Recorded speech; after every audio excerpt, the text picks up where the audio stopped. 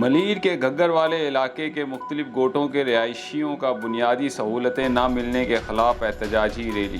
انتظامیہ کے خلاف سخت نعرے بازی۔ ہم 50 سالوں سے پیپلز پارٹی کو ووٹ دیتے آ رہے ہیں مگر افسوس ہمیں ہی نظر انداز کیا جا رہا ہے۔ گھگر انڈسٹریل ہب ہے مگر بنیادی سہولتیں نہ ملنے کی وجہ سے گھگر کھنڈرات کا منظر پیش کر رہا ہے۔ علاقے میں کوئی بھی فعال اسکول اسپتال موجود نہیں، روڈ راستے ٹوٹ پھوٹ کا شکار ہیں۔ منتخب نمائندے ووٹ لے کر پھر نظر ہی نہیں آتے۔ جب تک ہمارے جائز مطالبات نہیں مانے جاتے تب تک ہمارا احتجاج جاری رہے گا۔ میر ساجد کلمتی، غلام نبی کلمتی اور دیگر نے میڈیا سے گفتگو کرتے ہوئے کہا کہ ہم مسلسل 50 سال سے پیپلز پارٹی کو ووٹ دیتے آ رہے ہیں مگر شروع سے ہی گھگر اور اس کے ارد گرد گوٹھوں کو نظر انداز کیا جا رہا ہے۔